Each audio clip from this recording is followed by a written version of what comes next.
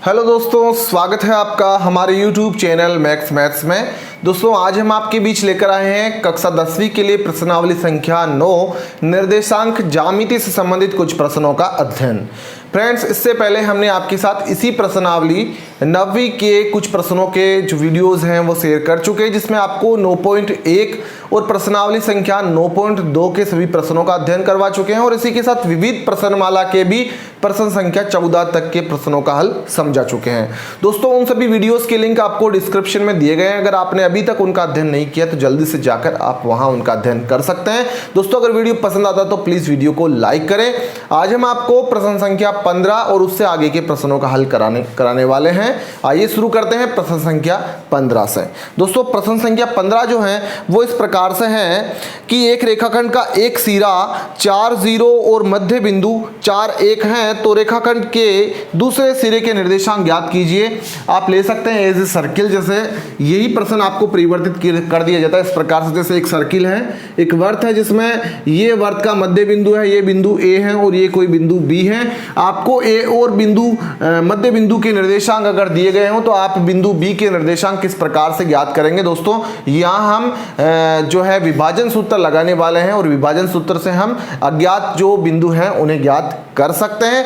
तो यहाँ जो क्वेश्चन इस प्रकार से देखिए, इसी को परिवर्तित करके क्या लिखा गया है कि एक रेखाखंड है, तो ये एक सीधा रेखाखंड आप ले सकते हैं। एक रेखाखंड दिया गया है, रेखाखंड का एक सिरा 4 और 0 है, तो आप इस सिरे के कोऑर्डिनेट मान लेंगे कि 4 और 0 हैं। और फिर कहा गया है कि इसके जो मध्य बिंदु हैं उसके निर्देशांक 4 और 1 हैं, तो आपने यहाँ मध्य बिंदु के निर्देशांक, ये मध्य बिंदु आपने ओ मान लिया, इसके निर्देशांक 4 और 1 दिए गए हैं। आप इस दूसरे वाले जो सिरे हैं मतलब बी के जो कोऑर्डिनेट हैं वो ज्ञात करने वाले हैं। दोस्तों किस प्रकार से ज्ञात करेंगे, देखिए आप यहाँ विभाजन सूत्र लगा सकते हैं।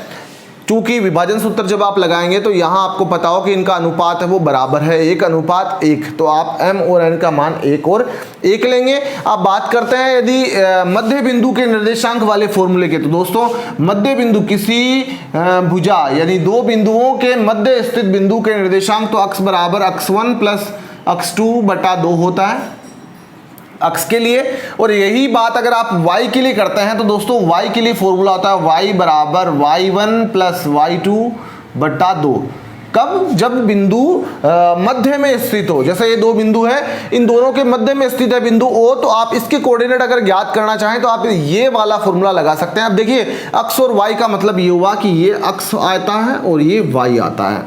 ये जो कोऑर्डिनेट है आप इसे x1 y1 मान लेंगे और इसे आप जो आपको ज्ञात करने हैं उन्हें आप x2 और y2 मान लेंगे। देखिए किस प्रकार से हल करने वाले। x का मान यहाँ देख सकते हैं आप लोग 4 है और x1 की बात करें तो वो 4 है यहाँ पे, प्लस x2 हमें ज्ञात करना है अपॉन 2। ये 2 मल्टीप्लाई हो जाएगा 4 से, तो 4 2 जा 8 हो जाता है। इस तरफ ये 4 प्लस x2, ये 4 इस तरफ प्लस में है जो इस तरफ माइनस में हो जाते हैं, तो 8 में से 4 जो है वो सब्ट्रैक्ट हो जाते हैं, तो x2 बराबर 4, मानी x2 का जो मान है वो हमें 4 प्राप्त होता है। अब आप बात करते हैं y2 का मान ज्ञात करने की, तो देखिए y कितना है, यहाँ से 1 है, y1 का मान 0 है, प्लस y2 हम ज्ञात कर रहे हैं अपॉन 2 मल्टीप्लाई हो जाते हैं 1 से, देन 2 1 जा 2 is equal to 0 plus y2। Friends ये 0 है, इस तरफ प्लस में है, आप इस 0 को इस तरफ भेज देते हैं तो 2 में से 0 घट जाता है, तो इसके मूल मान पे कोई फर्क नहीं पड़ता है, तो ये 2 के 2 ही शेष रह जाते हैं। तो आप ये देखते हैं x2 और y2 यानी 4 और 2 आते हैं, तो जो बिंदु B है उसकी कोऑर्डिनेट 4 और 2 हमारे सामने प्राप्त होते हैं जो इसके दूसरे सिरे के निर्देशांक होंगे। तो दोस्तों ये है जब दो बिंदु दिए गए हों, उनका मध्य बिंदु दिया गया हो और एक सिरे का निर्देशांक दिया गया हो, तो दूसरे सिरे का निर्देशांक किस प्रकार से ज्ञात करते हैं, ये इसका सॉल्यूशन है। अब हम बात करते हैं इसके अगले प्रश्न की। दोस्तों इसका अगला प्रश्न जो है वो प्रश्न संख्या 16 है। बहुत आसान तरीके से आपको समझाया जाएगा, तो आप देख सकते हैं प्रश्न संख्या 16 जो है वो क्या पूछा गया है। तो दोस्तों प्रश्न संख्या 16 में लिखा है कि बिंदुओं 6 8 और 2 4 को मिलाने वाले रेखाखंड के मध्य बिंदु से बिंदु 1 2 की दूरी ज्ञात कीजिए।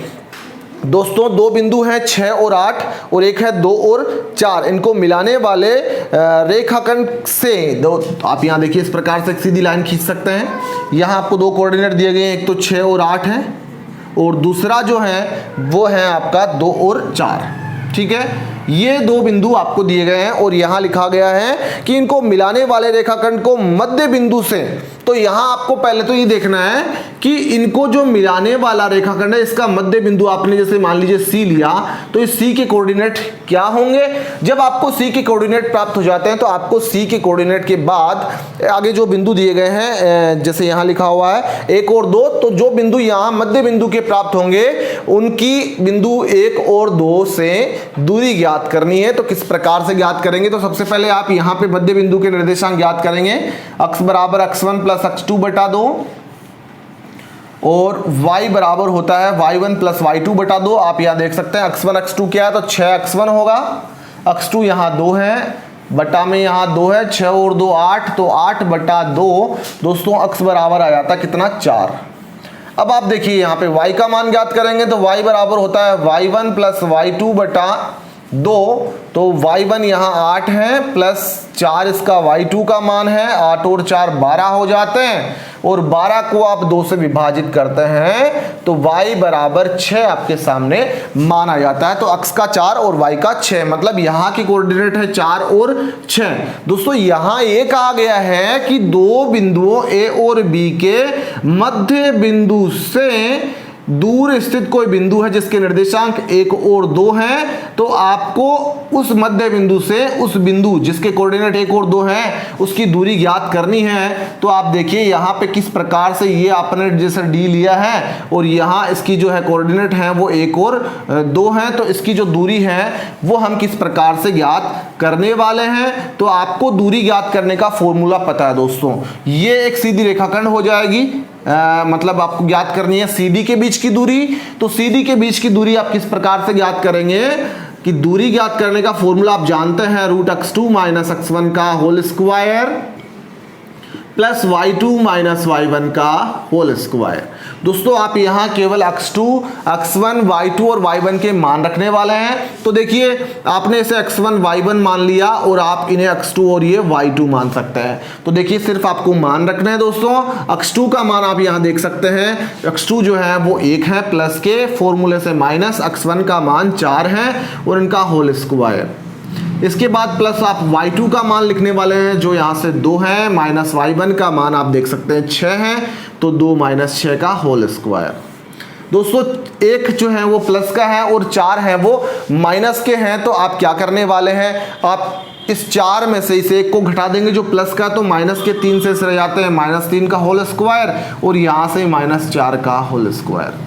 देखिए 3 का स्क्वायर करते हैं तो 3 3 9 हो जाते हैं जो प्लस के होंगे क्योंकि माइनस माइनस प्लस हो जाते हैं, और 4 का स्क्वायर प्लस के 16 हो जाते हैं। दोस्तों 16 और 9 25 हो जाते हैं, तो आपके सामने 5 मात्रक जो है वो CD के बीच की दूरी आती है। तो आप ये कह सकते हैं कि बिंदु A और B के मध्य स्थित बिंदु से 1 और 2 की दूरी जो है वो 5 मात्रक होगी। तो दोस्तों ये है इस प्रश्न का बहुत साधारण सा हल जो है प्रश्न संख्या 16।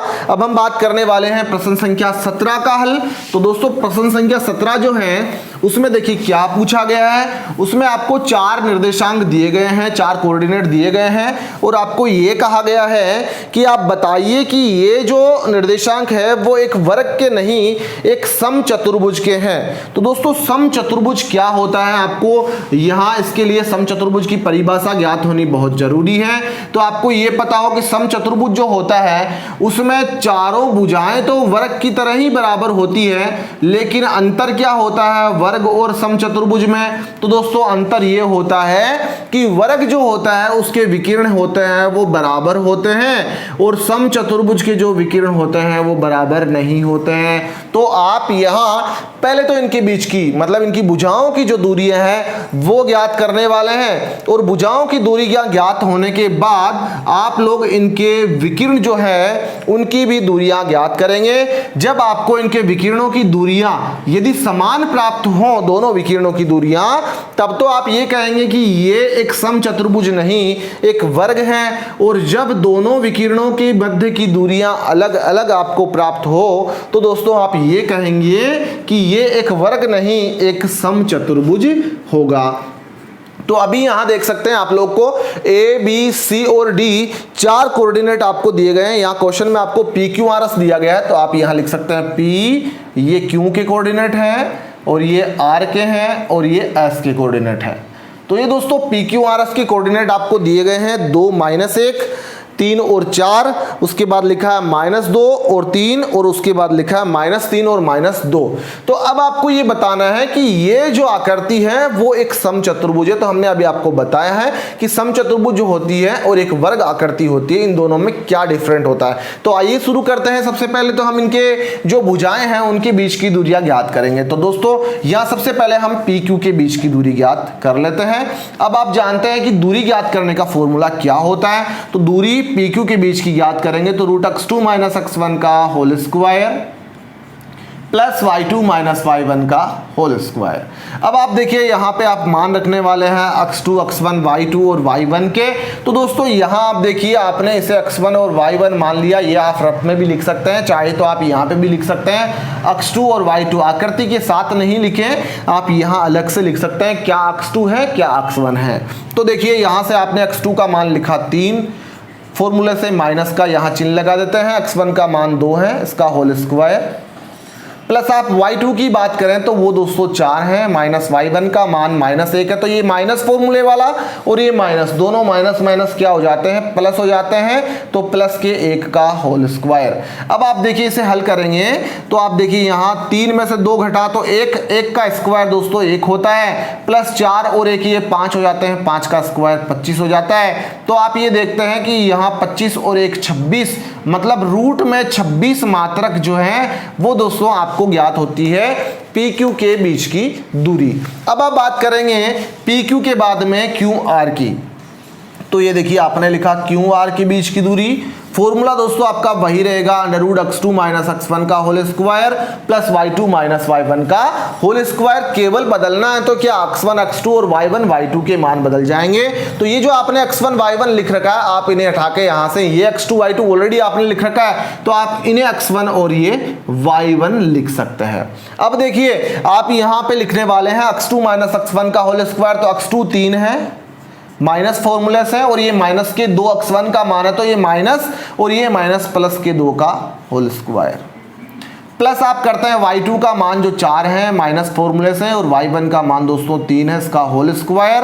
अब आप देखिए 3 और 2 5 हो जाते हैं, तो 5 का स्क्वायर 25 हो जाता है, प्लस यहाँ 4 में से 3 घटे तो 1 का स्क्वायर 1 ही होता है, और आप देखते हैं 25 और 1 26 हो जाते हैं। तो रूट में 26 मात्रक जो है वो आपको क्यू आर के बीच की दूरी जो है वो प्राप्त होती है। अब आप बात करने वाले हैं एस आर के बीच की दूरी। तो देखिए आपने लिखा आर एस के बीच की दूरी, फॉर्मूला आपका वही रहने वाला है √x2 - x1 का whole square plus y2 - y1 का होल स्क्वायर। तो यहां देखिए आपको यहां x1 y1 आपने लिख रखे हैं, तो ये x2 y2 यहां से हटा के आप यहां लिख सकते हैं।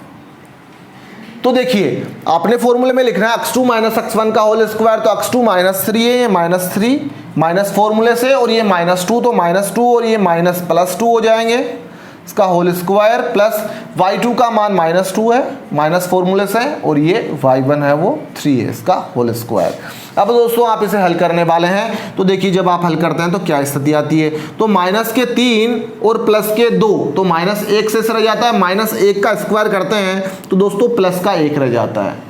आप बात करते हैं आगे, तो देखिए आगे प्लस का चिन्ह है, और -3 और -2 -5 का स्क्वायर करते हैं तो प्लस के 25 हो जाते हैं, और वही स्थिति आती है। देखिए 25 और 1 26 हो जाते हैं। तो आपके सामने जो है वो आर एस की जो बीच की दूरी है वो रूट में 26 मात्रक प्राप्त होती है। अब आप इसी प्रकार से पी एस के बीच की दूरी ज्ञात करने वाले हैं। तो देखिए पी एस के बीच की दूरी जब आप ज्ञात करेंगे, फॉर्मूला अपना वही रहने वाला है √x2 - x1 का whole square plus y2 - y1 का होल स्क्वायर। केवल कोऑर्डिनेट बदलने वाले हैं, ये आपने x2 y2 लिख रखे हैं तो आप इन्हें x1 और ये y1 लिख सकते हैं। तो x2 माइनस के 3 है, माइनस फॉर्मूले वाला, x1 का मान 2 है, इसका होल स्क्वायर प्लस y2 की जब आप बात करेंगे दोस्तों वो -2 है, और माइनस फॉर्मूले से y1 का मान जो है वो -1 है, तो वो माइनस और ये माइनस, तो माइनस +1 का होल स्क्वायर।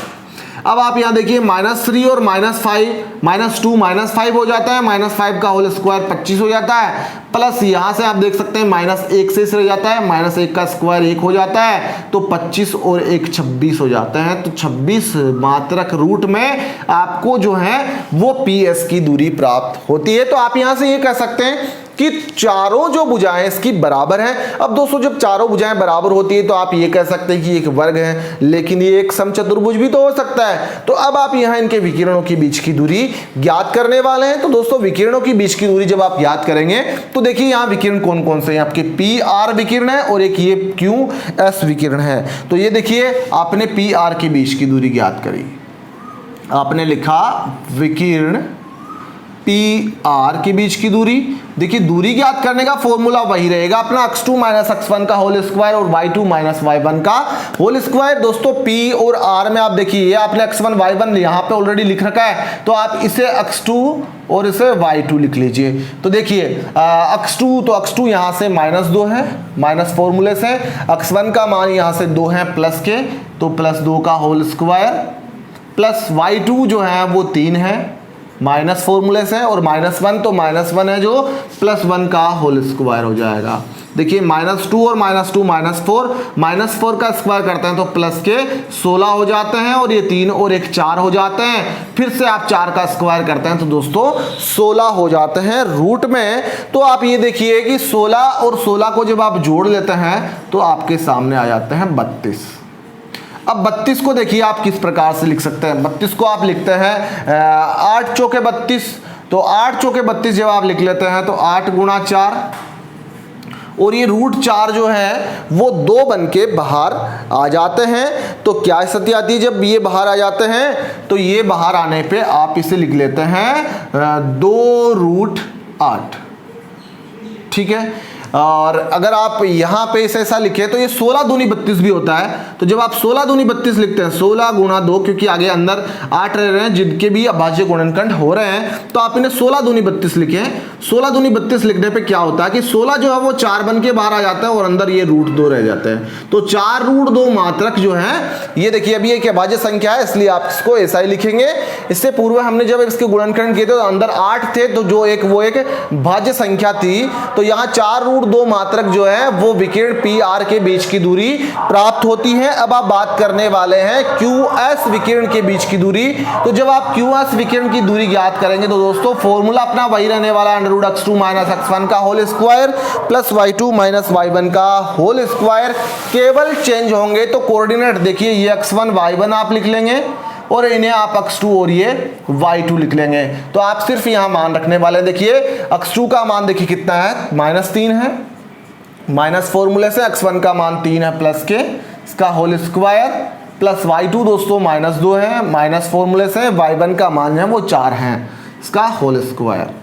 ये देखिए तो -3 और -3 -6 हो जाता है, -6 का होल स्क्वायर करते हैं तो 36 हो जाते हैं प्लस के, और यहाँ देखिए माइनस के ही 6 ये हो रहे हैं, 4 और 2 6, तो 6 का स्क्वायर करते हैं फिर से 36 हो जाते हैं। तो 36 और 36 को जब आप दोस्तों ऐड करते हैं तो 72 हो जाते हैं, और 72 जो होते हैं उनके अगर आप अभाज्य गुणनखंड करते हैं तो 36 गुणा 2 हो जाता है, 36 गुणा 2 हो जाता है। 36 को आप बाहर लेंगे तो 6 इसके वर्गमूल हो जाता है, जो 6√2 मात्रक जो है वो QS के बीच की दूरी आती है। तो आप यहां ये देख रहे हैं कि ये जो विकिरण है वो एक तो आता है 4√2 और एक आता है 6√2।